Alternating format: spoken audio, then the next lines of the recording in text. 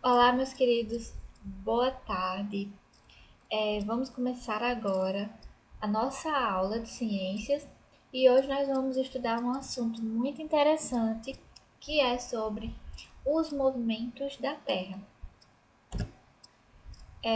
Bom, a Terra ela realiza constantes movimentos. São vários, né? Mas tem alguns movimentos que são bastante conhecidos e são importantes no ponto de vista para nós, seres humanos. Então, o planeta, ele não é estático, ou seja, ele não está parado, ele está em constante movimento, assim como acontece com todos os corpos celestes. Ele realiza uma série de movimentos envolvendo a órbita em torno de si mesmo, ao redor do Sol, em conjunto com a Via Láctea e com o próprio universo. Os principais movimentos que a Terra, os principais movimentos da Terra, isto é, aqueles que possuem o efeito direto mais notório em nossas vidas, são o movimento de rotação e o movimento de translação. E a gente vai começar a entender mais como que acontece o movimento de rotação. Não sei se vocês já ouviram falar, né? Acredito que sim, mas vamos conhecer agora. O movimento de rotação é o movimento em que a Terra ela realiza em torno de si mesma, então ela se move em torno do seu próprio eixo imaginário, circulando ao redor do seu eixo central durante um período aproximado de 24 horas com a velocidade de 1.666 km por hora. Então, o movimento de rotação é o movimento em que a Terra ela realiza em torno do seu próprio eixo. Como a gente vê aqui nesse pequeno vídeo, ela está girando em torno de si mesma. Então, a gente observa o quê? Que a Terra ela tem uma inclinação, né? Ela não está reta, ela tem uma inclinação. E essa inclinação ela é muito importante para que tenha as estações do ano que a gente vai ver mais na frente. Então aqui o planeta ele gira do oeste para o leste. Então, por causa desse movimento de rotação, um lado da Terra vai estar recebendo luz do Sol. Então, um lado vai ser dia e do outro lado vai ser noite. Então, como ela demora 24 horas, vão ser 12 horas durante o dia e 12 horas de noite. A rotação ela ocorre no sentido anti-horário, ou seja, do oeste para o leste. E nós aqui da Terra percebemos que o Sol se movimenta em, em direção oposta, né?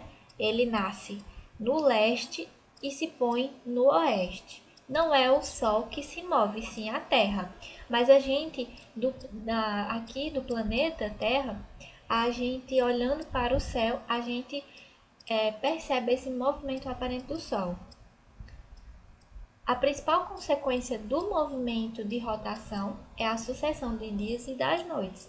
Se não houvesse o movimento de rotação, a Terra ela estaria um lado sempre de dia, ou seja, muito quente, ia receber muitos raios solares, e do outro lado seria frio e também seria noite para sempre. Então, por isso que o movimento de rotação é importante para ter essa sucessão de dias e das noites.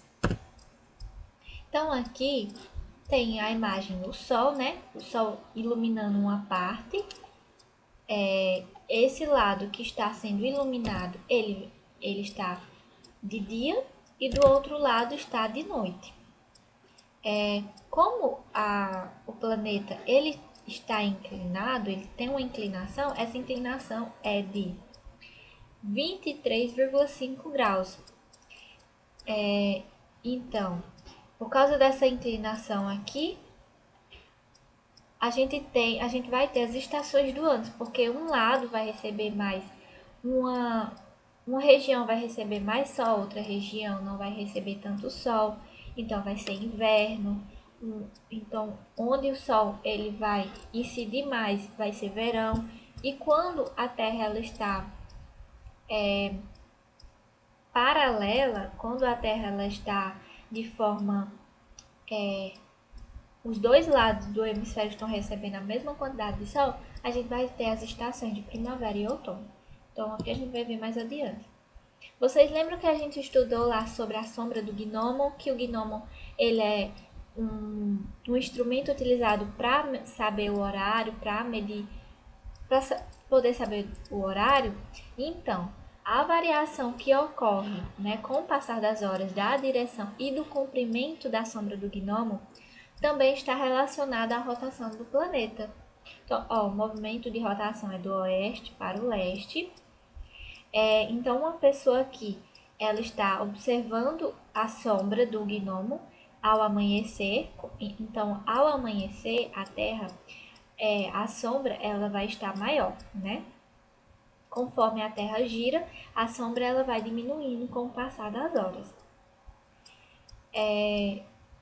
Aqui nós já vemos a sombra do gnomo, ela é a menor do dia. Isso significa o quê? Que é meio-dia, né? Quando o sol ele está bem centralizado no céu, o gnomo ele vai indicar uma sombra menor e vai ser o quê? Vai ser meio-dia. A partir deste ponto até o entardecer, a sombra ela vai aumentando. Como a Terra ela é esférica, a sombra de um gnomo também varia conforme a distância e o local da observação e a linha do Equador. Essa distância da linha do Equador a uma outra região é chamada de latitude e ela é medida em graus. Por exemplo, aqui, então dependendo do local, da região, ou seja, da latitude em que uma pessoa esteja observando uma sombra do gnomo, ela vai notar diferentes comprimentos, variação nessa sombra.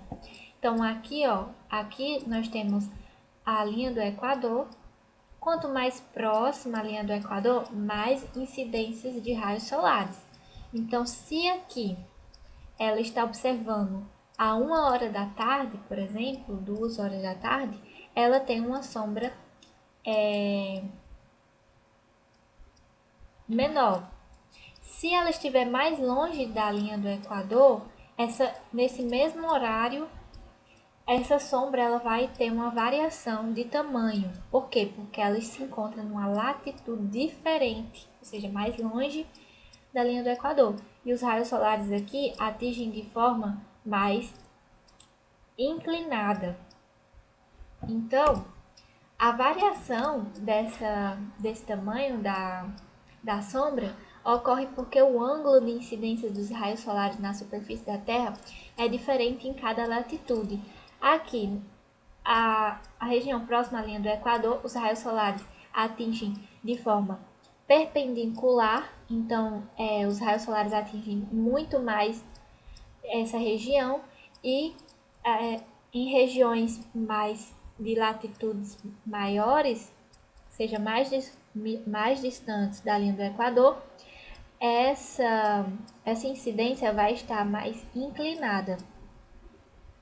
Então a gente vê, por exemplo, a sombra um pouco maior, né?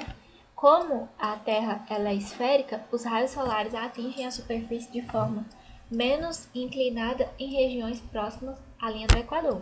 Então, próximo à linha do Equador, o Sol ele vai incidir de forma menos inclinada. E aqui, nessas regiões, vai estar mais inclinada. Quanto mais o Sol ele atingir um local de forma, a incidência for de forma mais inclinada, menos calor esse local vai ter, certo? Por isso que no Polo Norte ou no Polo Sul é mais frio, porque a incidência de sol lá é menor do que aqui no Equador.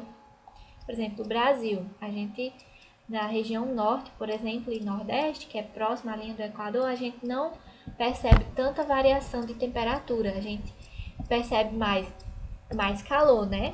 Porque está mais próximo da linha do Equador. E o segundo movimento é o movimento de translação. movimento de translação é o movimento elíptico que a Terra executa ao redor do Sol. Então, o movimento de translação é quando a Terra ela gira em torno do Sol. Dura cerca de 365 dias, 5 horas e 48 minutos, em uma velocidade de 107 mil km por hora. A Terra termina uma volta completa em relação ao Sol. Dizemos então que se passou um ano. Então, o movimento de translação ele vai nos dar o nosso calendário anual, né? Porque ela demora 365 dias para se completar.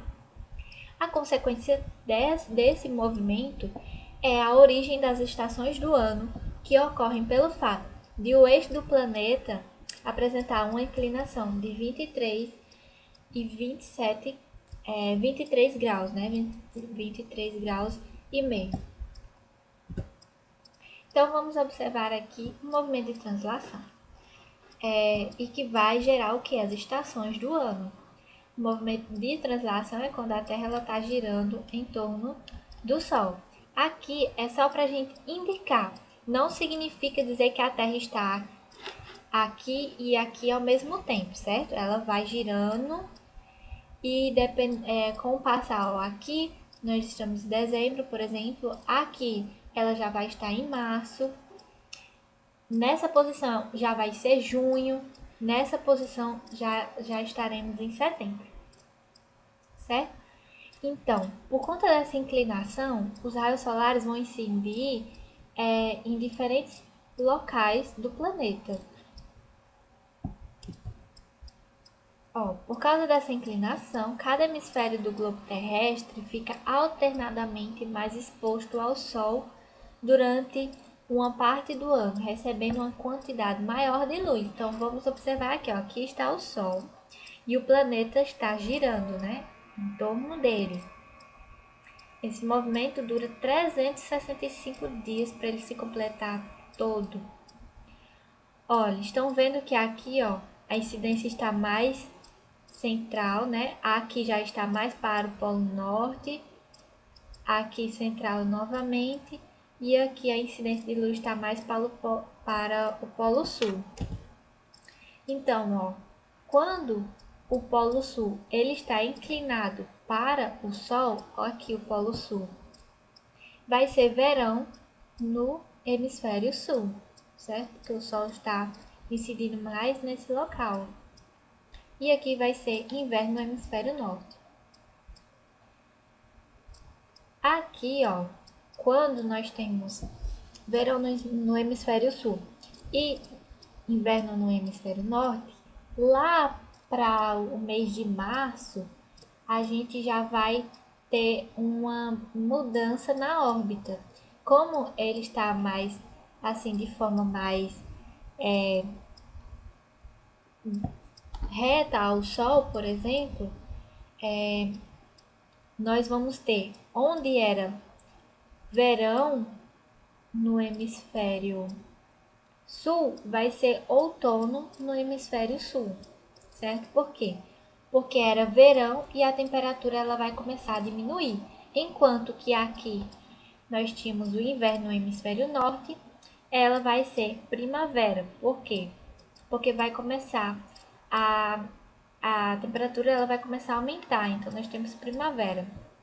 Depois nós vamos ter verão no hemisfério norte, inverno no hemisfério sul e novamente primavera no hemisfério sul e outono no hemisfério norte. Então, nos lugares que estão próximos à linha do Equador, não há uma grande diferença no ângulo de incidência dos raios solares ao longo da órbita da Terra.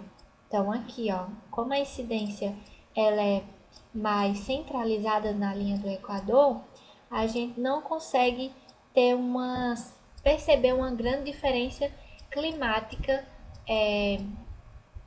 nessa região. Então, não tem uma grande diferença entre muito frio e muito quente. Sempre a temperatura está mais amena, né? Mais quente mesmo. Ó, para latitudes mais distantes do Equador, então quanto mais distante, a sombra do gnomo ela vai variar também, de acordo com a estação do ano em que ela é medida. Ela é mais comprida no inverno e mais curta no verão. Então aqui nessa imagem a gente tem um gnomo mostrando a sombra dele ao meio-dia. Isso no início do verão. No início do verão, a sombra ela sempre vai ser mais curta. A sombra do gnomo sempre vai ser mais curta no verão. Por quê? Porque o sol ele está mais alto, certo? Aqui no outono e primavera, no mesmo horário, ao meio-dia, olha como a sombra ela mudou. Ela já ficou um pouco maior, né?